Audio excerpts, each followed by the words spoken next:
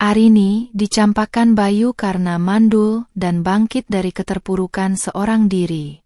Namun, saat Bayu menikahi wanita lain, sebuah kejutan tak terduga terjadi di pesta pernikahan itu. Apa rahasia yang disimpan Arini, dan bagaimana kebenaran itu akan mengguncang semua orang? Bisakah takdir mengubah segalanya? Assalamualaikum warahmatullahi wabarakatuh. Kalian dari mana aja nih? Absen yuk, jangan lupa subscribe. Buat yang sudah subscribe, semoga selalu diberkahi kebaikan dan rezeki yang mengalir. Arini adalah gambaran sempurna seorang wanita desa. Kulitnya sawo matang terbakar matahari, tangannya cekatan mengolah hasil kebun, dan senyumnya selalu tulus, sehangat mentari pagi yang menyinari sawah-sawah di desa Mekarjaya. Ia dikenal sebagai pribadi yang ramah, tak pernah mengeluh, dan selalu siap membantu siapapun yang membutuhkan. Sejak kecil, Arini diajarkan untuk menghargai setiap rezeki dan menjalani hidup dengan penuh rasa syukur, sebuah prinsip yang ia pegang teguh hingga dewasa. Pernikahannya dengan Bayu, putra sematawayang kepala desa, Pak Karta, adalah peristiwa besar di Mekarjaya. Bayu adalah pemuda gagah, berpendidikan, dan dihormati. Cinta mereka tumbuh dari pertemanan masa kecil, bersemi di bawah rindangnya pohon mangga di tepi sungai, dan akhirnya berlabuh di pelaminan. Awalnya, rumah tangga mereka dipenuhi tawa dan kebahagiaan. Bayu sangat mencintai Arini, dan Arini memuja suaminya. Mereka adalah pasangan idaman di mata seluruh warga desa. Tahun pertama berlalu, kebahagiaan mereka masih utuh, namun pertanyaan-pertanyaan mulai muncul. Kapan punya momongan, Arini? Sudah isi belum? Pertanyaan-pertanyaan itu awalnya hanya candaan ringan dari tetangga. Namun seiring waktu, candaan itu berubah menjadi desakan, terutama dari Ibu Rahayu, Ibunda Bayu. Ibu Rahayu adalah wanita terpandang, namun sangat menjunjung tinggi tradisi dan garis keturunan. Baginya, seorang wanita belum sempurna jika belum bisa memberikan keturunan. Arini mulai merasa tertekan. Ia sudah mencoba berbagai cara.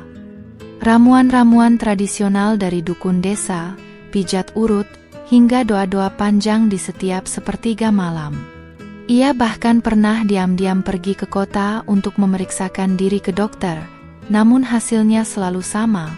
Tidak ada yang salah secara medis, namun kehamilan tak kunjung datang.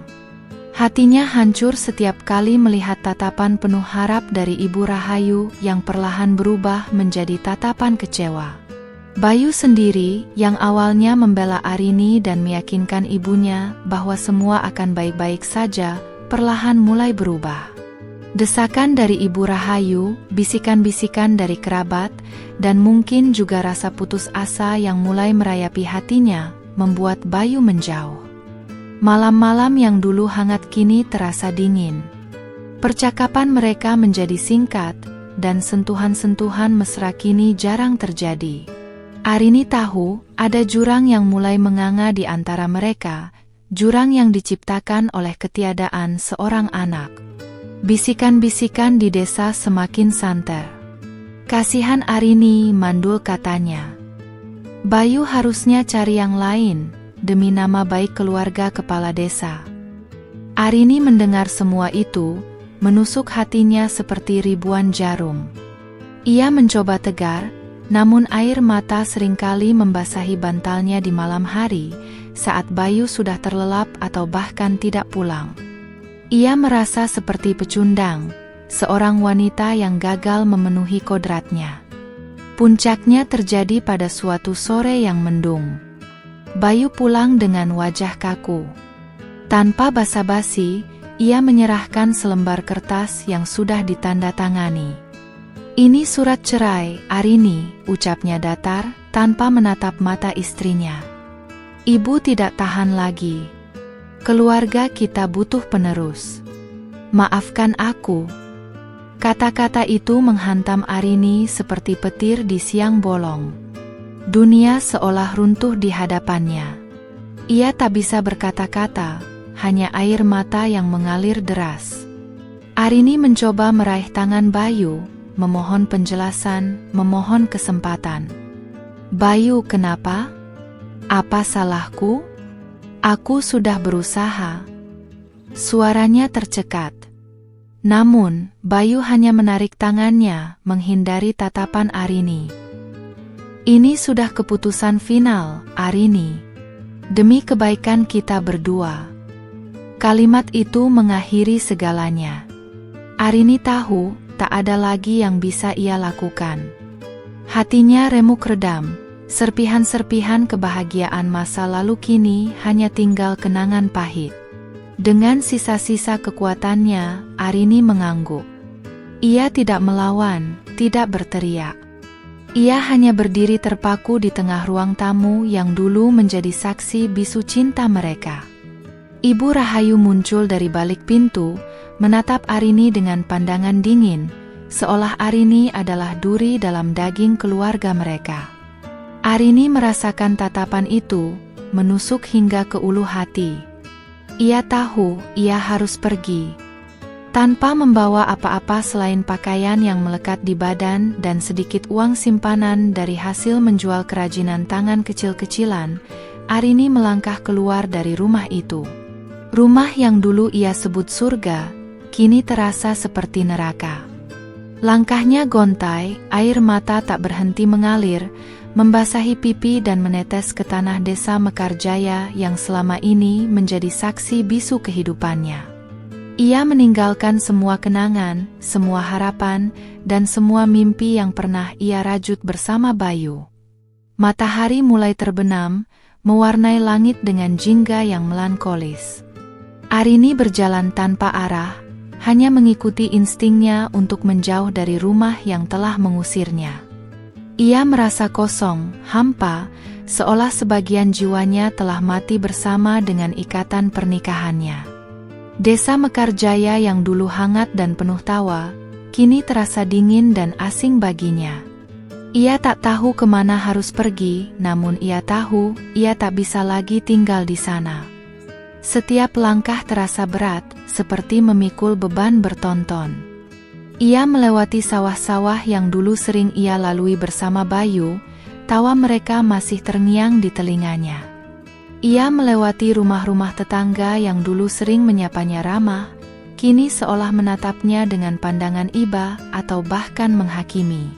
Arini merasa sangat kecil dan tak berdaya di tengah dunia yang begitu luas ini.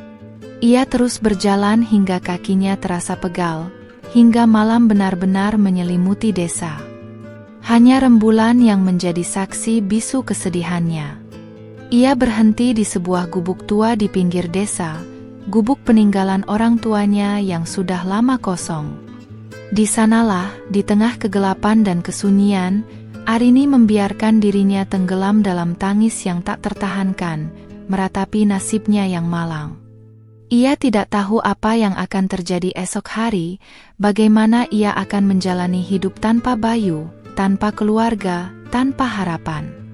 Namun, satu hal yang ia tahu, ia harus bertahan.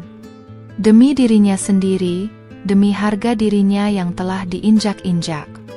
Ia harus membuktikan bahwa ia bisa hidup, bahkan tanpa seorang anak, bahkan setelah dicampakkan.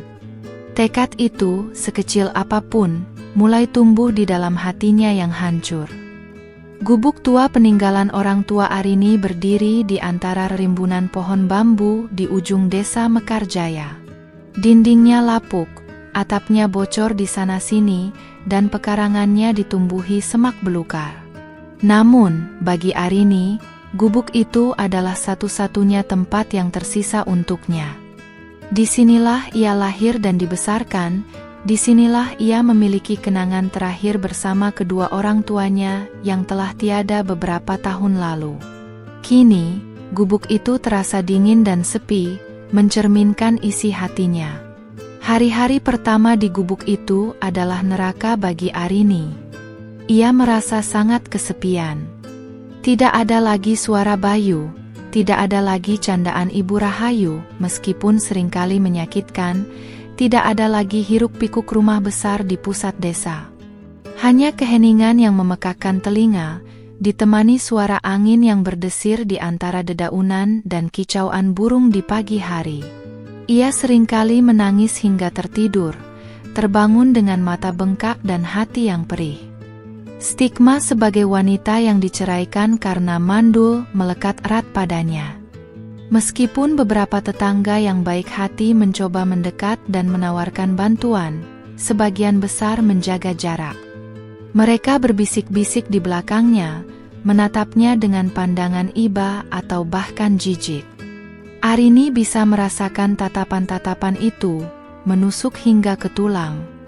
Ia memilih untuk mengasingkan diri, jarang keluar rumah kecuali untuk mencari makan atau menjual sedikit hasil kebun. Untuk mengisi waktu dan mengusir kesepian, Arini mulai membersihkan gubuknya. Ia menyingkirkan sarang laba-laba, menambal atap yang bocor dengan daun rumbia, dan memangkas semak belukar di pekarangan. Ia juga mulai menanam sayur mayur dan rempah-rempah di halaman belakang. Merawat tanaman memberinya sedikit ketenangan, seolah ia sedang merawat harapan yang masih tersisa di dalam dirinya. Tanah yang subur itu menjadi teman setianya. Suatu sore, saat Arini sedang menyirami tanamannya, seorang pria tua dengan rambut memutih dan tatapan teduh menghampirinya. Ia adalah Pak Hadi, seorang tabib desa yang dihormati, dikenal karena kebijaksanaannya dan kemampuannya meracik obat-obatan tradisional. Pak Hadi tidak banyak bicara, ia hanya tersenyum dan menawarkan bantuan untuk memperbaiki atap gubuk Arini. Arini awalnya ragu, namun kebaikan hati Pak Hadi meluluhkan hatinya. Sejak saat itu, Pak Hadi sering datang berkunjung. Ia tidak pernah menanyakan tentang perceraian Arini, tidak pernah menghakimi. Ia hanya mendengarkan Arini bercerita tentang tanamannya, tentang cuaca, tentang hal-hal sederhana. Sesekali, ia akan memberikan nasihat bijak yang menenangkan, seringkali dalam bentuk perumpamaan. Setiap benih butuh waktu untuk tumbuh, enduk. Jangan terburu-buru menghakimi tanahnya. Kata-kata itu, meskipun sederhana, mulai menumbuhkan benih harapan di hati Arini. Pak Hadi juga seringkali membawakan Arini beberapa ramuan herbal, mengatakan itu untuk menjaga stamina. Ini untuk kesehatan, enduk. Tubuh yang sehat akan membawa pikiran yang jernih.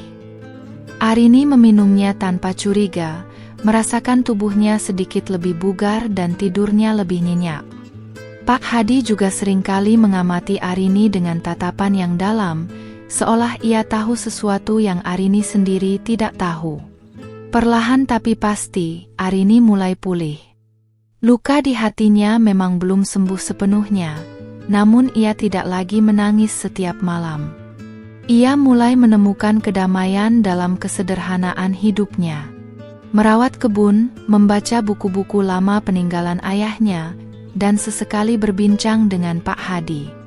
Ia mulai menyadari bahwa kebahagiaan tidak harus datang dari orang lain, melainkan dari dalam dirinya sendiri. Suatu hari, saat membersihkan lemari tua, Arini menemukan gulungan kain batik usang milik neneknya. Neneknya dulu adalah seorang pembatik ulung, namun Arini tidak pernah serius mempelajarinya. Kini, dengan waktu luang yang melimpah, ia memutuskan untuk mencoba. Ia membeli lilin, canting, dan pewarna seadanya. Awalnya, hasilnya sangat buruk, namun ia tidak menyerah. Ia terus berlatih, mengingat-ingat cerita neneknya tentang filosofi di balik setiap motif. Tangan Arini yang cekatan dalam mengolah kebun, ternyata juga cekatan dalam membatik. Perlahan, motif-motif indah mulai tercipta di atas kain. Ia merasakan sensasi yang luar biasa saat melihat karyanya sendiri. Ini adalah sesuatu yang bisa ia ciptakan, sesuatu yang indah, sesuatu yang berharga. Ini memberinya rasa bangga yang telah lama hilang. Ia mulai membuat kain-kain batik kecil, syal, dan taplak meja. Ia mencoba menjualnya ke pasar desa, awalnya dengan ragu. Namun, tak disangka, batik-batik buatannya diminati. Warnanya alami, motifnya unik, dan kualitasnya sangat baik. Para pembeli memuji keahliannya. Dari mulut ke mulut, kabar tentang batik Arini menyebar. Ia mulai menerima pesanan, bahkan dari desa tetangga. Ini memberinya penghasilan, yang jauh lebih penting, memberinya tujuan hidup. Arini menyadari, ia tidak lagi diceraikan karena mandul. Ia adalah Arini, seorang pembatik, seorang wanita yang bisa menciptakan keindahan dengan tangannya sendiri. Ia tidak lagi tergantung pada siapapun.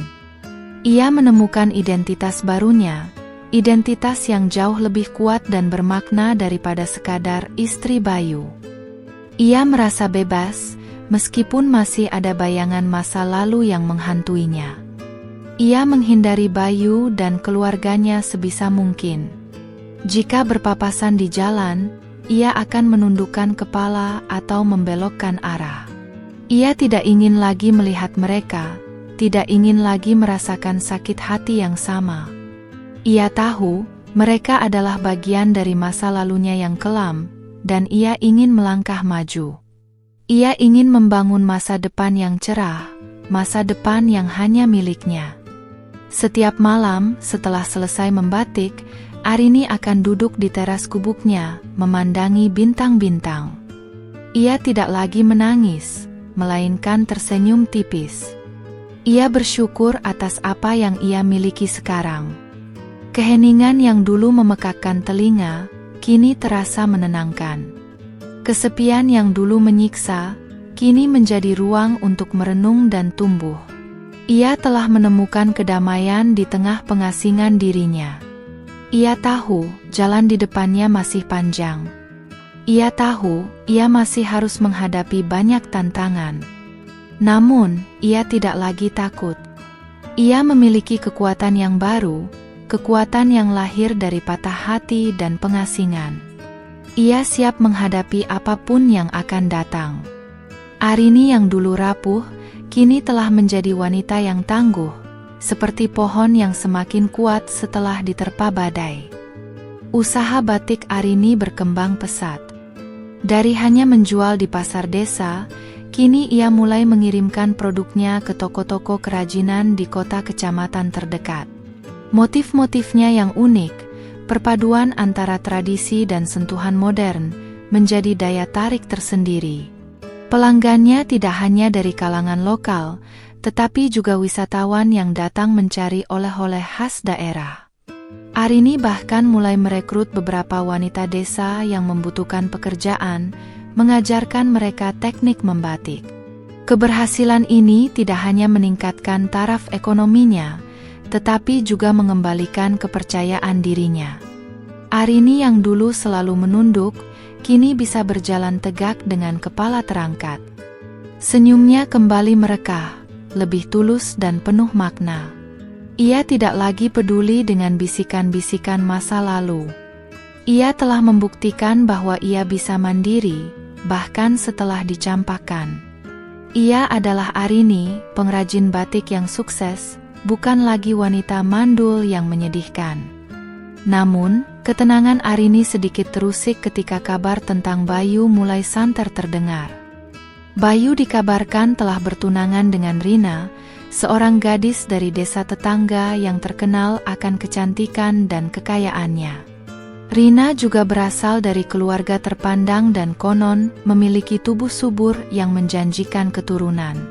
Berita itu menyebar cepat di Mekarjaya, menjadi topik hangat di setiap warung kopi dan pos ronda. Arini mencoba bersikap acuh tak acuh. Ia meyakinkan dirinya bahwa masa lalu sudah berlalu, dan Bayu bukan lagi urusannya. Namun, jauh di dalam lubuk hatinya, ada sedikit rasa nyeri yang muncul. Nyeri itu bukan karena cemburu, melainkan karena ingatan akan janji-janji yang pernah terucap, mimpi-mimpi yang pernah mereka rajut bersama, kini akan diwujudkan dengan wanita lain.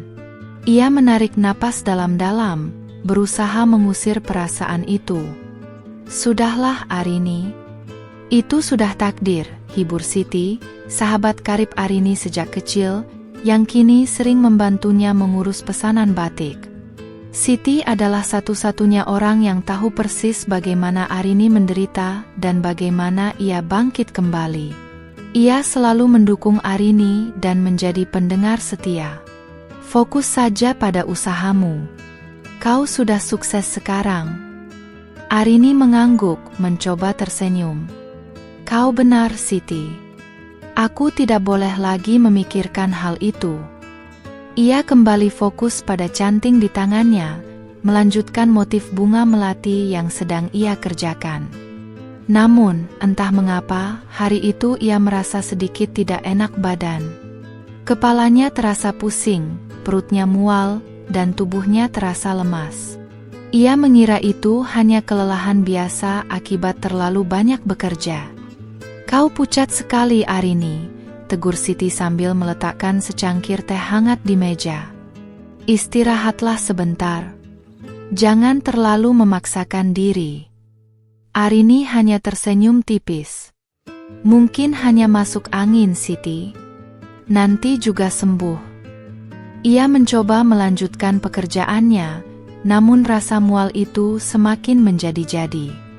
Ia akhirnya menyerah, meletakkan cantingnya, dan berbaring di bangku panjang. Beberapa hari berikutnya, kondisi Arini tidak membaik. Rasa mualnya semakin parah, terutama di pagi hari. Ia juga sering merasa pusing dan mudah lelah. Nafsu makannya menurun drastis, dan ia seringkali muntah setelah makan. Gejala-gejala ini mulai membuat Siti khawatir. Ini bukan masuk angin biasa, Arini. Kau harus periksa ke Pak Hadi. Arini awalnya menolak. Ia tidak ingin merepotkan Pak Hadi, dan ia juga tidak ingin memikirkan kemungkinan terburuk. Ia sudah terlalu sering kecewa. Namun, Siti terus mendesak, dan akhirnya Arini setuju. Sore itu, Siti mengantar Arini ke rumah Pak Hadi yang tidak jauh dari gubuk mereka. Pak Hadi menyambut mereka dengan senyum ramah seperti biasa. Setelah memeriksa denyut nadi Arini dan menanyakan beberapa gejala, wajah Pak Hadi menunjukkan ekspresi yang sulit diartikan. Ada sedikit keheranan, sedikit kebahagiaan, dan sedikit senyum misterius. Ia mengangguk-angguk, lalu menatap Arini dengan tatapan teduh. "Enduk, sepertinya kau butuh pemeriksaan lebih lanjut. Pergilah ke dokter di kota. Aku akan minta cucuku mengantarmu besok." Arini terkejut. "Ada apa, Pak Hadi? Apa yang terjadi padaku?" Ia merasa cemas. Jangan-jangan ia sakit parah. Jangan-jangan ada penyakit yang membuatnya tidak bisa punya anak. Pikiran-pikiran negatif mulai memenuhi benaknya. Ia tidak ingin lagi mendengar kabar buruk. Ia sudah terlalu lelah dengan semua penderitaan ini. Pak Hadi hanya tersenyum. "Kau akan tahu nanti, Enduk. Percayalah padaku. Ini bukan hal buruk. Ini sebuah anugerah." Kata-kata Pak Hadi membuat Arini semakin bingung, namun juga sedikit penasaran. "Anugerah? Apa maksudnya?" Ia menatap Siti yang juga tampak bingung. Namun, ada sesuatu dalam tatapan Pak Hadi yang meyakinkan Arini untuk mengikuti sarannya. Ia memutuskan untuk pergi ke dokter, meskipun hatinya masih diliputi kecemasan. Malam itu, Arini tidak bisa tidur. Pikirannya melayang-layang. Apa yang akan dikatakan dokter? Apakah ia benar-benar sakit? Atau mungkinkah ada keajaiban? Ia mencoba menepis pikiran itu, terlalu takut untuk berharap. Ia sudah terlalu sering kecewa. Namun, benih harapan itu, sekecil apapun, telah ditanamkan oleh kata-kata Pak Hadi. Ia hanya bisa berdoa, semoga esok hari membawa kabar baik, bukan lagi luka. Ia memejamkan mata, membayangkan wajah kedua orang tuanya. Mereka pasti akan senang jika ia bahagia. Ia juga membayangkan wajah Bayu, yang kini akan menikah dengan wanita lain. Sebuah ironi yang pahit. Ia menghela napas panjang, mencoba menenangkan detak jantungnya yang berdebar kencang. Apapun yang terjadi besok, ia harus siap menghadapinya. Ia sudah melewati banyak badai, dan ia yakin ia akan melewati badai ini juga. Pagi itu, dengan hati berdebar kencang, Arini berangkat ke kota bersama cucu Pak Hadi, seorang pemuda pendiam bernama Budi. Sepanjang perjalanan, Arini tidak banyak bicara. Ia sibuk dengan pikirannya sendiri, mencoba menebak-nebak apa yang akan ia dengar dari dokter. Rasa mual masih sesekali menyerang, namun ia berusaha menahannya. Ia berharap ini bukan pertanda buruk, melainkan sebuah awal yang baru. Setibanya di klinik dokter di kota, Arini disambut oleh seorang dokter wanita yang ramah dan berwibawa. Setelah Arini menjelaskan gejala-gejala yang ia alami, dokter itu mengangguk-angguk dan meminta Arini untuk melakukan beberapa pemeriksaan, termasuk tes urin dan USG. Arini mengikuti semua instruksi dengan patuh, meskipun rasa cemas terus menyelimuti hatinya. Ia berbaring di meja pemeriksaan, menatap layar monitor dengan tatapan kosong. Dokter mulai menggerakkan alat USG di perut Arini. Mata dokter itu memicing, lalu senyum tipis mulai terukir di bibirnya. "Selamat Bu Arini," ucap dokter itu dengan suara lembut. "Anda sedang hamil." Kata-kata itu menggema di telinga Arini. Ia merasa seperti disambar petir. Namun bukan petir yang menyakitkan, melainkan petir kebahagiaan yang luar biasa. Ia tidak salah dengar kan? Hamil? Arini terdiam, tidak percaya dengan apa yang baru saja ia dengar. Ia menatap dokter dengan mata berkaca-kaca. "Hamil? Saya hamil, Dok." Suaranya bergetar. Dokter itu mengangguk, senyumnya semakin lebar. "Betul sekali, Bu. Usia kandungan Anda sudah sekitar 8 minggu. Janinnya sehat dan berkembang dengan baik." Dokter itu menunjukkan titik kecil di layar monitor, yang kata dokter adalah calon bayinya. Air mata Arini langsung tumpah ruah. Ini bukan air mata kesedihan, melainkan air mata kebahagiaan yang tak terhingga. Setelah bertahun-tahun menunggu, setelah dicap mandul, setelah diceraikan, kini ia hamil. Sebuah keajaiban yang tak pernah ia duga akan terjadi. Ia menutup mulutnya dengan tangan, berusaha menahan isak tangisnya. Ini adalah mimpi yang menjadi kenyataan, sebuah anugerah dari Tuhan. Di luar ruangan, Pak Hadi yang menunggu dengan sabar, masuk setelah mendengar suara tangis Arini. Ia melihat Arini menangis, namun ada senyum di wajahnya. Pak Hadi tersenyum tipis, seolah ia sudah tahu apa yang akan terjadi. "Sudah kubilang ini anugerah, Enduk," bisiknya pelan, mengusap punggung Arini. Arini menoleh, menatap Pak Hadi dengan tatapan penuh terima kasih. Dokter menjelaskan bahwa kasus Arini memang sedikit unik. Mungkin ada faktor hormonal yang membuat kehamilan sulit terdeteksi di awal, atau mungkin juga implantasi yang terlambat. Namun, yang jelas, Arini kini benar-benar hamil. "Terkadang, keajaiban memang datang di saat yang tidak terduga, Bu Arini," kata dokter itu. Arini hanya bisa mengangguk. Hatinya dipenuhi rasa syukur yang meluap-luap. Setelah tenang, Arini mulai memikirkan implikasinya. Ia hamil, namun ia sudah bercerai. Siapa ayah dari anak ini? Tentu saja Bayu. Tidak ada pria lain dalam hidupnya. Ini berarti anak ini adalah anak Bayu. Anak yang selama ini sangat mereka dambakan, anak yang menjadi alasan perceraian mereka. Sebuah ironi yang menyakitkan, sekaligus penuh harapan. Arini memutuskan untuk merahasiakan kehamilannya untuk sementara waktu, terutama dari Bayu dan keluarganya. Ia tidak ingin kehamilannya menjadi alat untuk kembali ke Bayu, atau menjadi sumber konflik baru. Ia ingin melindungi anaknya dari drama yang mungkin akan terjadi. Ia ingin menikmati kebahagiaan ini sendirian dulu, sebelum ia siap menghadapi dunia. Pak Hadi mendukung keputusannya.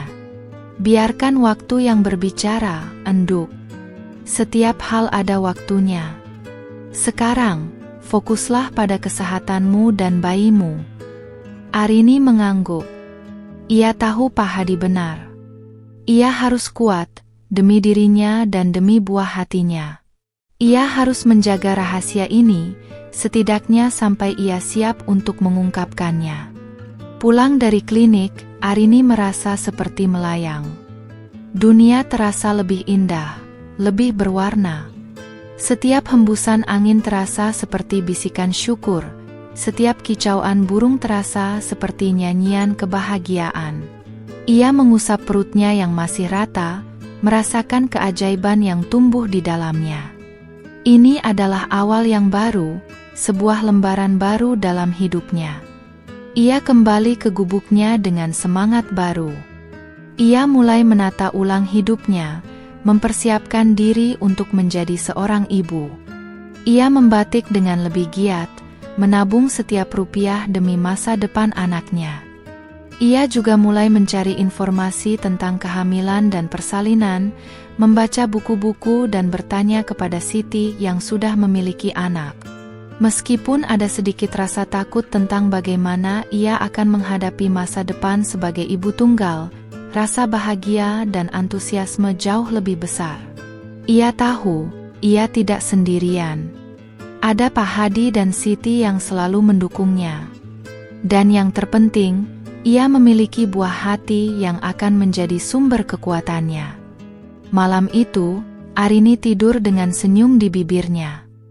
Ia memimpikan seorang bayi mungil yang tersenyum padanya. Ia tahu hidupnya tidak akan pernah sama lagi. Ia telah dicampakkan karena tidak bisa punya anak, namun kini ia akan memiliki anak. Sebuah takdir yang luar biasa, sebuah keajaiban yang akan mengubah segalanya. Kehamilan Arini berjalan dengan baik, meskipun ia harus berjuang keras untuk menyembunyikannya dari pandangan warga desa yang selalu ingin tahu. Ia mulai memakai pakaian yang lebih longgar, menghindari keramaian, dan membatasi interaksinya dengan tetangga. Untungnya, gubuknya yang terpencil di ujung desa membantunya menjaga rahasia ini. Hanya Pak Hadi dan Siti yang tahu tentang kondisinya. Pak Hadi terus memberikan dukungan moral dan ramuan herbal untuk menjaga kesehatan Arini dan bayinya. Ramuan itu tidak hanya menyehatkan, tetapi juga membantu mengurangi rasa mual dan lemas yang sering ia rasakan. Pak Hadi juga seringkali bercerita tentang keajaiban hidup, tentang bagaimana takdir seringkali bekerja dengan cara yang tidak terduga, menguatkan hati Arini. Sementara itu, usaha batik Arini semakin berkembang pesat. Pesanan terus berdatangan, bahkan dari luar kota. Ia kini memiliki beberapa pekerja, dan gubuknya yang dulu sepi kini ramai dengan suara canting dan obrolan para wanita. Penghasilannya meningkat drastis, memberikan Arini rasa aman dan percaya diri bahwa ia mampu menghidupi anaknya kelak. Ia menabung setiap rupiah, mempersiapkan segala kebutuhan untuk menyambut buah hatinya. Di sisi lain, kabar tentang pernikahan Bayu dan Rina semakin santer.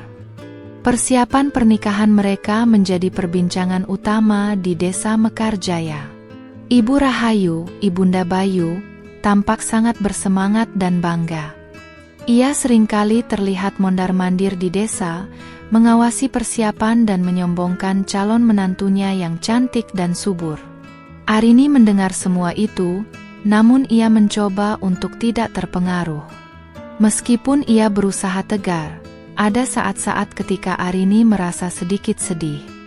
Ia membayangkan bagaimana dulu ia dan Bayu juga pernah merencanakan masa depan, merencanakan keluarga. Kini, semua itu akan diwujudkan oleh Bayu dengan wanita lain. Namun, rasa sedih itu segera tergantikan oleh rasa syukur atas keajaiban yang tumbuh di dalam dirinya. Ia memiliki buah hatinya sendiri, dan itu sudah lebih dari cukup.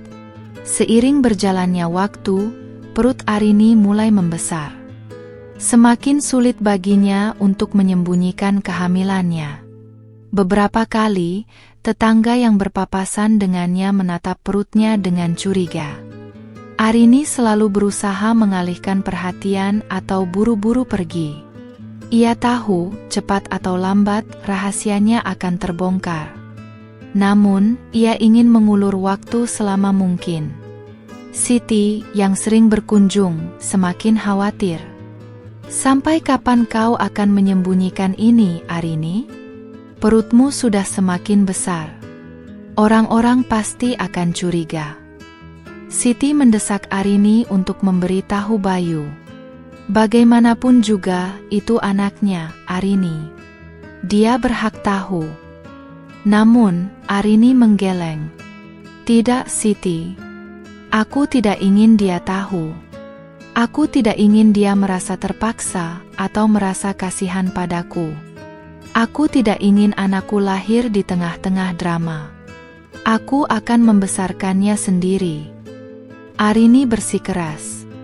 Ia tidak ingin Bayu kembali hanya karena ia hamil.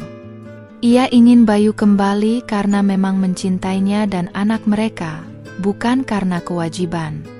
Siti menghela napas, memahami perasaan sahabatnya.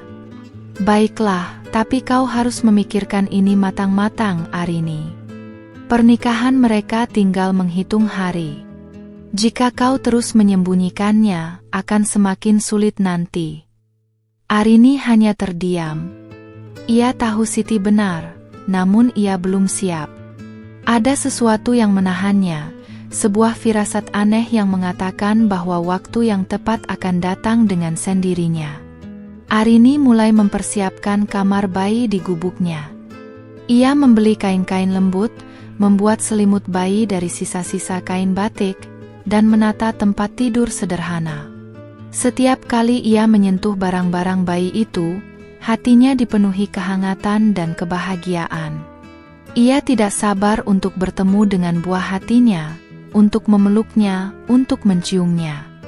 Malam-malam menjelang pernikahan Bayu, Arini seringkali terbangun. Perutnya terasa kencang, dan ia merasakan tendangan-tendangan kecil dari dalam. Ia tersenyum, mengusap perutnya. Sebentar lagi, Nak. Sebentar lagi kita akan bertemu. Ia tidak tahu apa yang akan terjadi di masa depan, namun ia yakin kehadiran anaknya akan mengubah segalanya. Ia merasa ada kekuatan baru yang mengalir dalam dirinya. Kekuatan seorang ibu yang akan melindungi anaknya dengan segenap jiwa. Ia tidak lagi takut pada Bayu, pada Ibu Rahayu, atau pada bisikan-bisikan desa. Ia hanya ingin fokus pada anaknya, pada masa depan mereka berdua. Ia tahu, ia tidak akan pernah menyesali keputusannya untuk menjaga rahasia ini hingga saat yang tepat. Ia menatap langit malam, bintang-bintang berkelip seolah memberi isyarat. Sebuah takdir besar sedang menantinya, sebuah kejutan yang akan mengubah hidup banyak orang. Ia tidak tahu bagaimana atau kapan, namun ia merasakan bahwa saatnya akan segera tiba. Saat di mana rahasia yang ia simpan akan terungkap, dan kebenaran akan bersinar terang. Desa Mekarjaya diselimuti suasana meriah. Bendera-bendera kecil berwarna-warni berkibar di sepanjang jalan, janur kuning melengkung indah di setiap gerbang rumah, dan aroma masakan lezat tercium dari dapur-dapur warga. Hari pernikahan Bayu dan Rina telah tiba. Pesta besar akan diselenggarakan di lapangan desa, dihadiri oleh seluruh warga Mekarjaya dan tamu-tamu dari desa tetangga. Arini, yang kini sudah memasuki bulan ke-9 kehamilannya, merasakan perutnya semakin membesar dan berat. Gerakannya menjadi lebih lambat, dan ia seringkali merasa sesak napas. Namun, di tengah semua ketidaknyamanan fisik itu, ada sebuah keputusan besar yang telah ia ambil.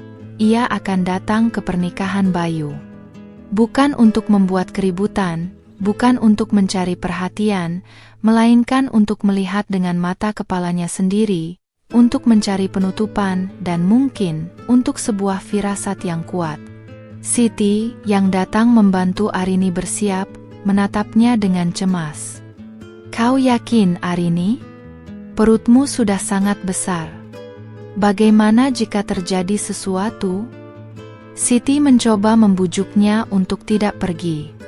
Ia takut Arini akan menjadi pusat perhatian yang tidak diinginkan, atau lebih buruk lagi, akan merasa sakit hati melihat Bayu bersanding dengan wanita lain. Arini tersenyum tipis. "Aku harus pergi, Siti. Aku tidak tahu kenapa, tapi aku merasa harus ada di sana." Ada ketenangan dalam suaranya, sebuah keteguhan hati yang membuat Siti akhirnya menyerah. "Baiklah, tapi kau harus berjanji akan langsung pulang jika merasa tidak enak badan." Arini mengangguk. Ia memilih gaun longgar berwarna gelap yang paling bisa menyamarkan bentuk tubuhnya, meskipun kini sudah sangat sulit untuk menyembunyikan kehamilannya. Dengan langkah perlahan, Arini berjalan menuju lapangan desa. Suara musik gamelan dan tawa riang sudah terdengar dari kejauhan. Ia mencoba berjalan di pinggir jalan, menghindari keramaian, berharap bisa menyelinap masuk tanpa terlalu menarik perhatian. Beberapa pasang mata memang menatapnya dengan penasaran, namun Arini mengabaikannya. Ia hanya fokus pada tujuannya. Setibanya di lokasi pesta, Arini mencari tempat yang agak tersembunyi di bagian belakang, di bawah rindangnya pohon mangga. Dari sana, ia bisa melihat panggung pelaminan yang megah, dihiasi bunga-bunga segar dan kain-kain brokat. Bayu dan Rina sudah berdiri di atas panggung, berseri-seri dalam balutan busana pengantin tradisional yang mewah. Bayu tampak gagah, namun ada sedikit ketegangan di raut wajahnya, mungkin karena tekanan acara besar ini. Rina di sampingnya terlihat sangat cantik dan anggun, namun ada sedikit aura kesombongan yang terpancar dari senyumnya. Arini menatap Bayu, mantan suaminya.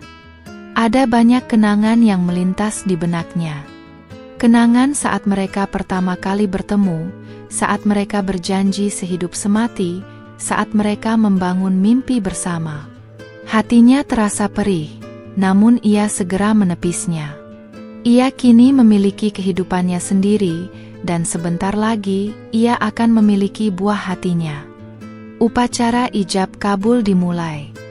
Suasana hening, semua mata tertuju pada Bayu dan penghulu. Arini menahan napas, entah mengapa ia merasa sangat tegang. Ia merasakan tendangan kecil di perutnya, seolah bayinya juga ikut merasakan ketegangan ini. Ia mengusap perutnya perlahan, mencoba menenangkan dirinya dan bayinya. Saat Bayu mengucapkan ijab kabul dengan lantang dan tegas, "Saya terima nikahnya Rina binti Pak Kades Anwar dengan mas kawin tersebut, tunai."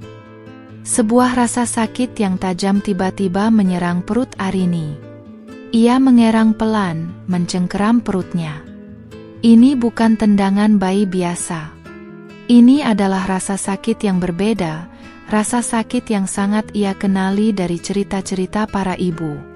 Siti, yang duduk di sampingnya, langsung menyadari perubahan ekspresi Arini. "Ada apa, Arini? Kau baik-baik saja?" Siti bertanya dengan cemas. Arini hanya bisa menggeleng, napasnya tersengal-sengal.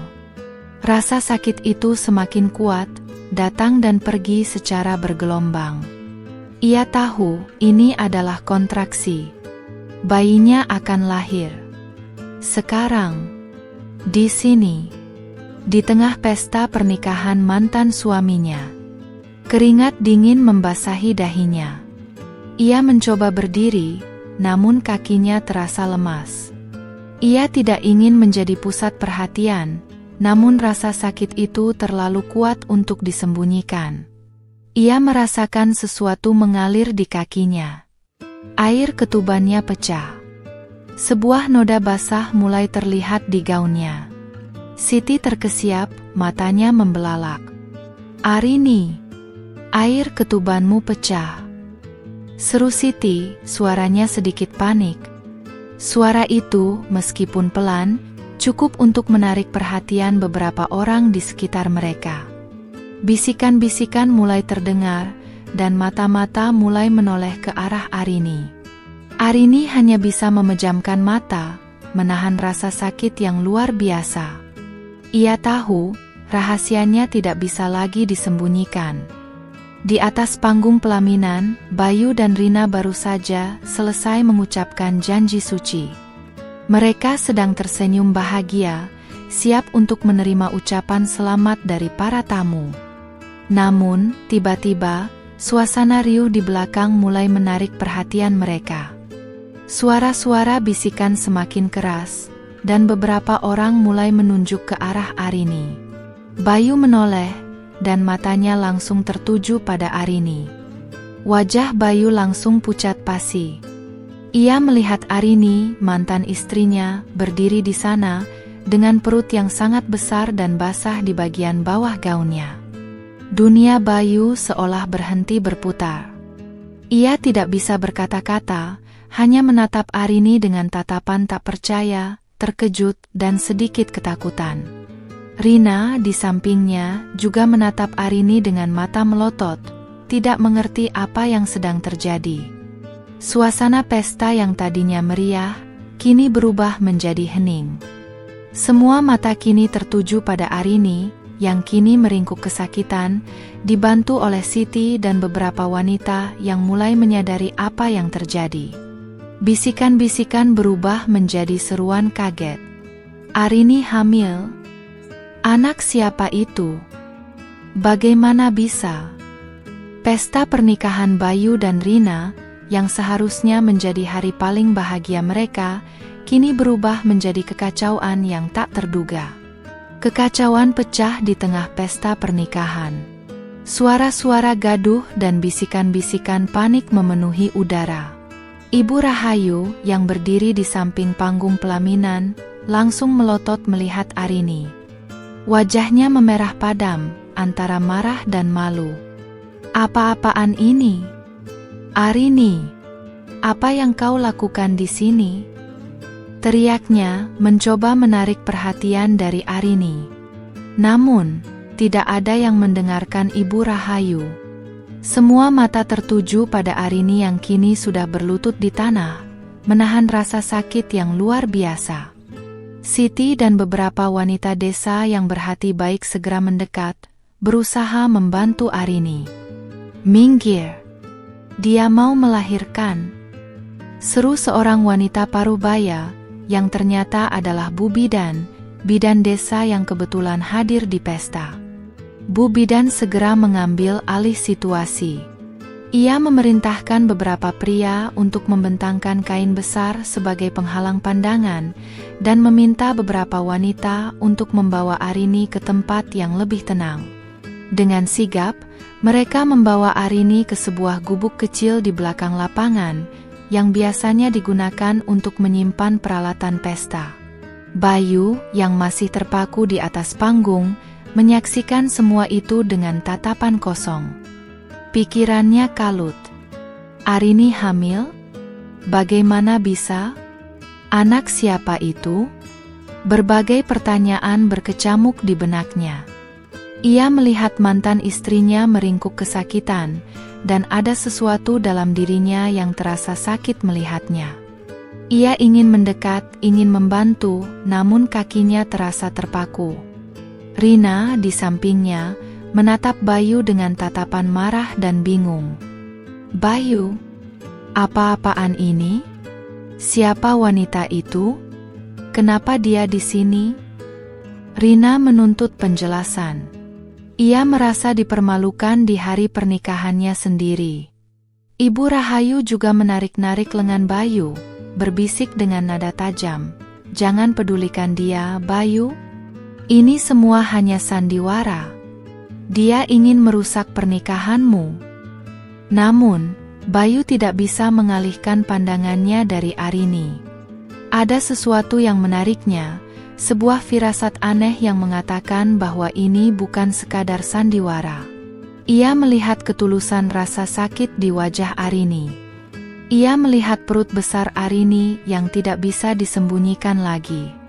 Sebuah pikiran melintas di benaknya, pikiran yang membuatnya merinding. Mungkinkah itu anaknya? Tanpa menghiraukan Rina dan ibunya, Bayu melangkah turun dari panggung. Langkahnya cepat, ia menerobos kerumunan orang yang masih berbisik-bisik dan menunjuk-nunjuk. Ibu Rahayu berteriak memanggilnya, namun Bayu tidak peduli. Ia hanya ingin tahu apa yang sebenarnya terjadi. Ia harus melihatnya sendiri. Ia tiba di gubuk kecil tempat Arini dibawa. Dari balik kain penghalang, terdengar suara erangan Arini dan suara-suara instruksi dari Bu Bidan. Bayu mengintip dari celah kain, dan pemandangan di dalamnya membuat napasnya tercekat. Arini terbaring di atas tikar, wajahnya pucat pasi, namun ia berusaha sekuat tenaga untuk mendorong. Bu Bidan dan Siti membantunya, memberikan semangat. Bayu melihat darah dan air ketuban di sekitar Arini. Ia melihat perjuangan Arini. Ia melihat betapa menderitanya wanita yang pernah ia cintai itu. Hatinya teriris. Rasa bersalah mulai menyelimuti dirinya. Ia teringat kembali saat ia menceraikan Arini, saat ia menuduhnya mandul. Sebuah penyesalan yang mendalam mulai merayapi hatinya. Tiba-tiba, terdengar suara tangisan bayi yang nyaring. Suara itu memecah keheningan yang tegang. Semua orang di sekitar gubuk terdiam, lalu terdengar sorakan lega dan ucapan syukur. Bayi itu telah lahir. Bayu merasakan jantungnya berdebar kencang. Ia ingin masuk, ia ingin melihatnya. Ibu Rahayu dan Rina tiba di gubuk, wajah mereka masih penuh amarah. Bayu, apa yang kau lakukan di sini? Ayo kembali ke panggung. Tamu-tamu menunggu. Teriak Ibu Rahayu. Rina juga menatap Bayu dengan tatapan menuntut. Namun, Bayu tidak peduli. Ia hanya ingin melihat bayi itu. Bu Bidan keluar dari gubuk, wajahnya berseri-seri. Selamat, Bu Arini telah melahirkan bayi laki-laki yang sehat. Serunya. Kata-kata itu seperti palu godam yang menghantam Bayu. Bayi laki-laki? Arini melahirkan bayi laki-laki? Dan itu terjadi di hari pernikahannya? Takdir macam apa ini? Bayu memberanikan diri masuk ke dalam gubuk. Pemandangan di dalamnya membuat air matanya menetes. Arini terbaring lemas, namun ada senyum bahagia di wajahnya. Di pelukannya, terbaring seorang bayi mungil yang masih merah, menangis nyaring. Bayu mendekat, menatap bayi itu. Wajahnya sangat mirip dengan dirinya saat kecil, bahkan ada tahi lalat kecil di pipi yang sama persis dengan tahi lalatnya. Sebuah fakta yang tak terbantahkan menghantam Bayu. Ini anaknya, anak kandungnya, anak yang selama ini ia dambakan, anak yang menjadi alasan ia menceraikan Arini. Rasa penyesalan, rasa bersalah, dan rasa cinta yang mendalam bercampur aduk di hatinya. Ia telah melakukan kesalahan besar. Ia telah mencampakkan wanita yang telah memberinya anugerah terindah ini. Ibu Rahayu dan Rina yang ikut masuk, terdiam melihat pemandangan itu. Ibu Rahayu masih tampak marah, namun ada sedikit keraguan di matanya. Rina di sisi lain tampak sangat marah dan terhina. "Bayu, apa-apaan ini? Kau tidak bisa melakukan ini padaku," teriak Rina, suaranya bergetar. Namun, Bayu tidak mendengarkannya. Ia hanya menatap Arini dan bayinya, matanya berkaca-kaca. Pernikahannya dengan Rina kini telah terguncang hebat. Tangisan bayi yang nyaring memenuhi gubuk kecil itu seolah menjadi pengumuman bagi seluruh desa Mekarjaya. Suara itu bukan hanya tangisan biasa, melainkan sebuah melodi kebenaran yang mengguncang fondasi pernikahan Bayu dan Rina. Arini, meskipun masih lemas, memeluk erat bayinya, air mata kebahagiaan membasahi pipinya. Semua rasa sakit dan penderitaan selama ini seolah terbayar lunas dengan kehadiran malaikat kecil di pelukannya. Bayu berdiri terpaku di ambang pintu gubuk, matanya tak lepas dari bayi mungil itu. Ia tidak bisa lagi menyangkal.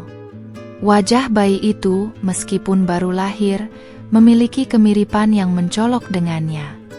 Ada tahi lalat kecil di pipi kiri yang persis sama dengan tahi lalatnya.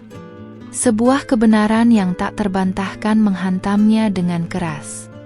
Ini adalah darah dagingnya, anak yang selama ini ia dambakan.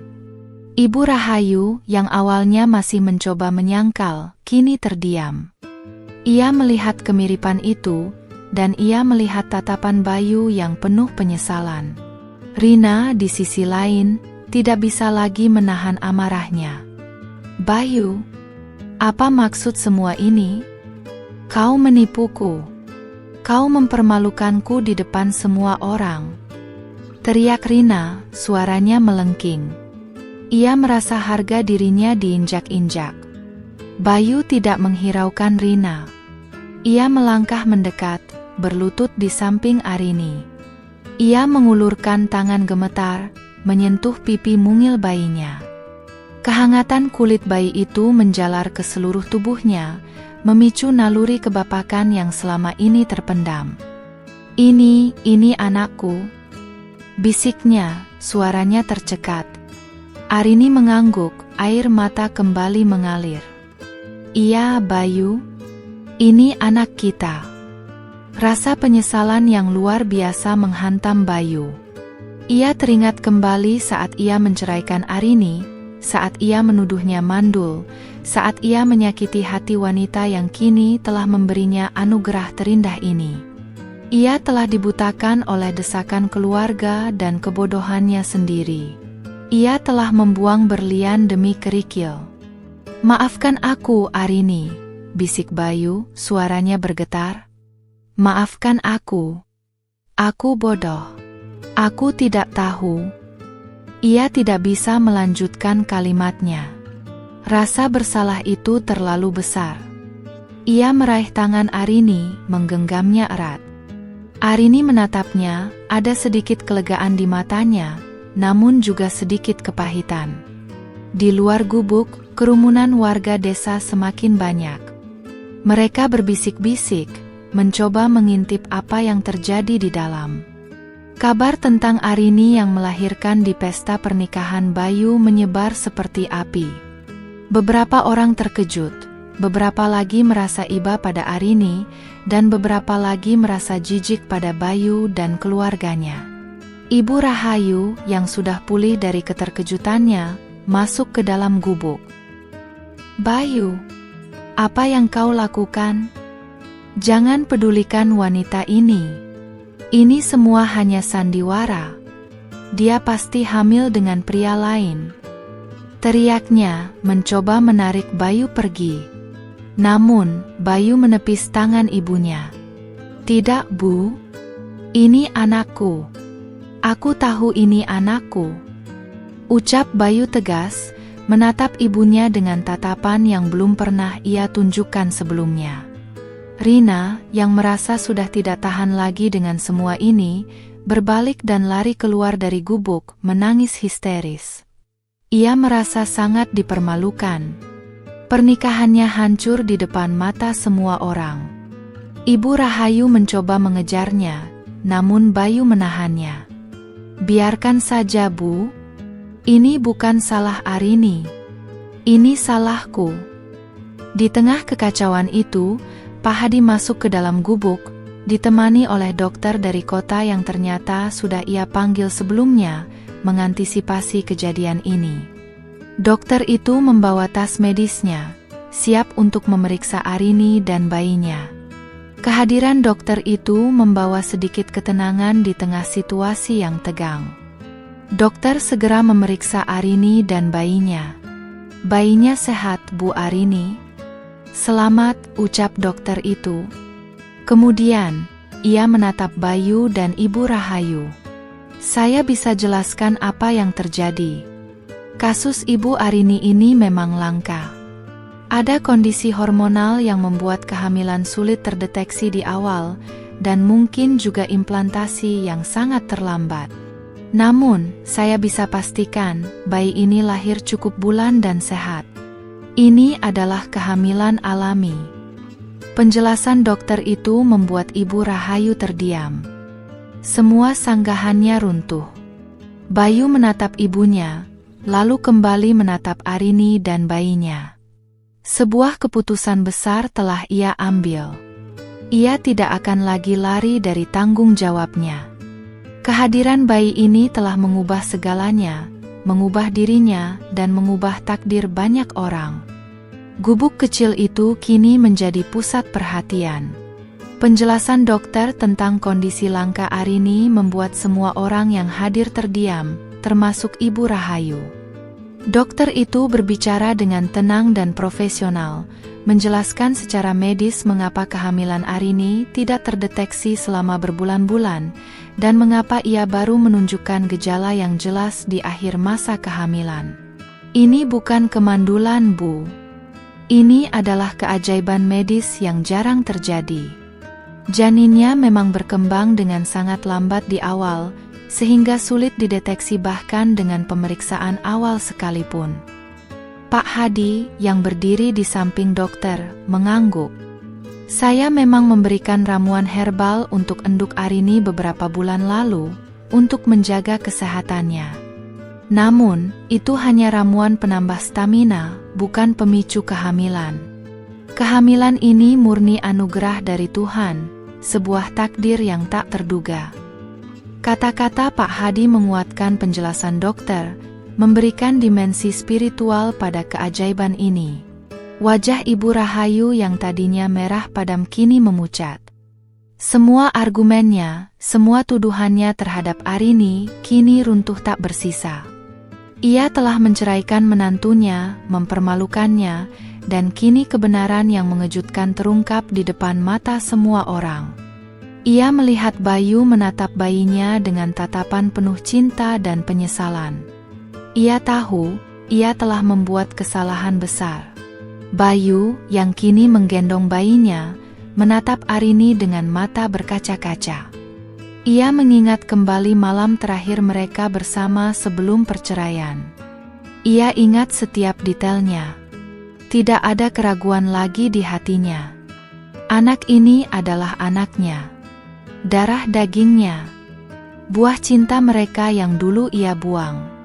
Dengan suara bergetar, Bayu menatap kerumunan orang yang masih mengintip dari luar gubuk. "Maafkan saya semuanya," ucapnya lantang, suaranya penuh penyesalan. "Saya telah melakukan kesalahan besar. Saya telah menceraikan istri saya, Arini, karena kebodohan saya. Saya menuduhnya mandul, padahal dia adalah wanita yang paling tulus dan sabar." Ia menatap Arini, matanya memohon maaf. "Arini, maafkan aku. Aku tahu aku telah menyakitimu. Aku telah membuatmu menderita. Aku menyesal, Arini. Sangat menyesal." Bayu tidak bisa lagi menahan air matanya. Ia menangis terseduh-seduh, memeluk erat bayinya. Ini adalah pengakuan tulus dari seorang pria yang telah menyadari kesalahannya. Rina, yang masih berdiri di luar gubuk, mendengar semua itu. Wajahnya yang tadinya marah kini berubah menjadi pucat pasi. Ia merasa sangat terhina.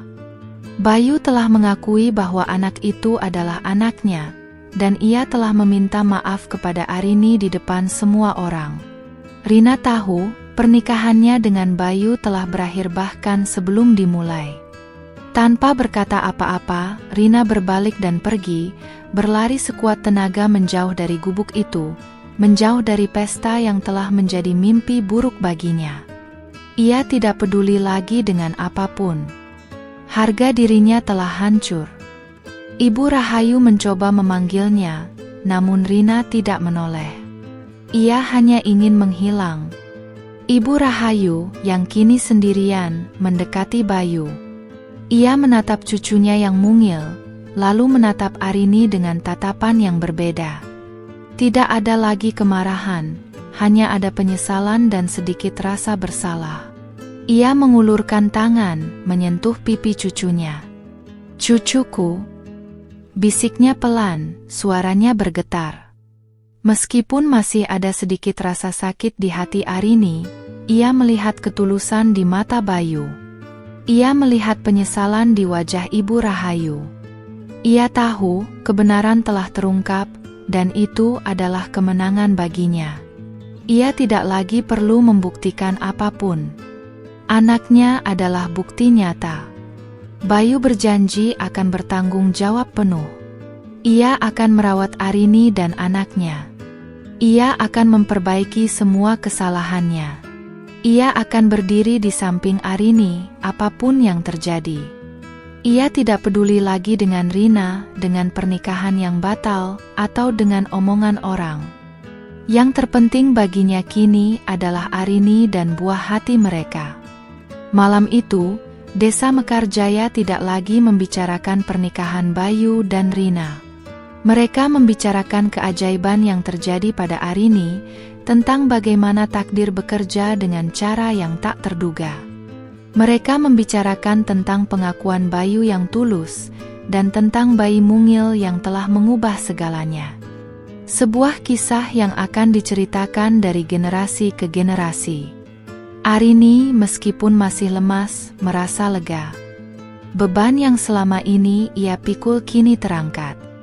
Ia menatap Bayu yang kini duduk di sampingnya, memegang tangan bayinya dengan penuh kasih sayang. Ia tahu jalan di depan masih panjang. Namun, ia tidak lagi sendirian. Ia memiliki Bayu, dan yang terpenting, ia memiliki buah hatinya. Keesokan harinya, kabar tentang kejadian di pesta pernikahan Bayu menyebar ke seluruh pelosok Desa Mekarjaya, bahkan hingga ke desa-desa tetangga. Kisah Arini, wanita yang diceraikan karena dianggap mandul namun melahirkan di hari pernikahan mantan suaminya, menjadi buah bibir. Simpati yang dulu hanya sedikit, kini berubah menjadi gelombang dukungan dan kekaguman terhadap ketabahan Arini. Banyak warga yang datang ke gubuknya, memberikan ucapan selamat dan bantuan. Bayu, yang kini telah sepenuhnya menyadari kesalahannya, tidak lagi kembali ke rumah orang tuanya. Ia memilih tinggal di gubuk Arini, merawat Arini dan bayinya dengan penuh kasih sayang. Ia belajar bagaimana mengganti popok, bagaimana menidurkan bayi, dan bagaimana membantu Arini dalam pekerjaan rumah tangga. Ia melakukan semua itu dengan tulus, tanpa paksaan, sebuah perubahan drastis dari Bayu yang dulu. Ibu Rahayu, yang awalnya masih merasa malu dan marah, perlahan mulai luluh. Ia sering datang mengunjungi cucunya, membawa makanan dan pakaian bayi. Ia melihat ketulusan di mata Bayu, dan ia melihat kebahagiaan di wajah Arini. Ia akhirnya meminta maaf kepada Arini, mengakui kesalahannya dan kekejamannya di masa lalu. "Maafkan ibu, Enduk. Ibu terlalu dibutakan oleh ambisi," ucapnya dengan mata berkaca-kaca. Arini dengan hati lapang memaafkan ibu mertuanya. Arini, setelah berdiskusi panjang dengan Pak Hadi dan Siti, memutuskan untuk memaafkan Bayu, namun tidak langsung kembali rujuk. Ia ingin melihat perubahan yang nyata dari Bayu. Ia ingin Bayu membuktikan bahwa ia benar-benar telah berubah, bukan hanya karena kehadiran anak mereka. Ia ingin membangun kembali kepercayaan yang telah hancur. Bayu menerima keputusan itu dengan lapang dada. Ia tahu, ia harus berjuang keras untuk mendapatkan kembali hati Arini. Bayu tidak hanya fokus pada Arini dan bayinya. Ia juga mulai berani menghadapi ibunya. Ia menjelaskan bahwa kebahagiaan sejati tidak datang dari status atau keturunan semata, melainkan dari ketulusan hati dan kebahagiaan keluarga. Ia juga meyakinkan ibunya bahwa ia akan tetap menjadi putra yang berbakti, namun ia tidak akan lagi membiarkan ibunya mengendalikan hidupnya. Ibu Rahayu, yang kini telah banyak belajar, akhirnya mengerti. Usaha batik Arini semakin maju. Dengan bantuan Bayu yang kini mengurus bagian pemasaran dan administrasi, batik-batik Arini semakin dikenal luas. Mereka bahkan mulai merencanakan untuk membangun workshop yang lebih besar, memberdayakan lebih banyak wanita desa. Arini tidak lagi hanya seorang pengrajin batik, ia kini adalah seorang pengusaha sukses, seorang ibu, dan seorang wanita yang telah menemukan kembali kebahagiaannya. Bayi mereka, yang diberi nama Bintang, tumbuh menjadi anak yang sehat dan ceria. Kehadiran Bintang membawa kebahagiaan yang tak terhingga bagi Arini dan Bayu, dan juga bagi seluruh keluarga mereka. Bintang adalah simbol harapan, simbol keajaiban, dan simbol cinta yang tak pernah padam. Ia adalah bukti bahwa takdir seringkali memiliki rencana yang jauh lebih indah dari yang bisa kita bayangkan. Meskipun Arini dan Bayu belum secara resmi kembali rujuk, hubungan mereka semakin kuat. Mereka belajar untuk saling menghargai, saling mendukung, dan saling mencintai. Bayu membuktikan dirinya sebagai suami dan ayah yang bertanggung jawab. Ia tidak lagi peduli dengan status atau omongan orang. Yang terpenting baginya adalah kebahagiaan keluarganya. Desa Mekarjaya juga belajar banyak dari kisah Arini.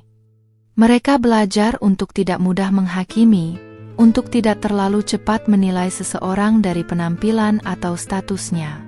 Mereka belajar tentang ketabahan, tentang pengampunan, dan tentang keajaiban yang bisa terjadi kapan saja. Kisah Arini menjadi legenda di desa itu, sebuah cerita tentang cinta, pengorbanan, dan penebusan. Novel ini berakhir dengan Arini dan Bayu yang duduk di teras gubuk mereka, memandangi Bintang yang sedang tertidur pulas di ayunan. Matahari terbenam, mewarnai langit dengan jingga yang indah.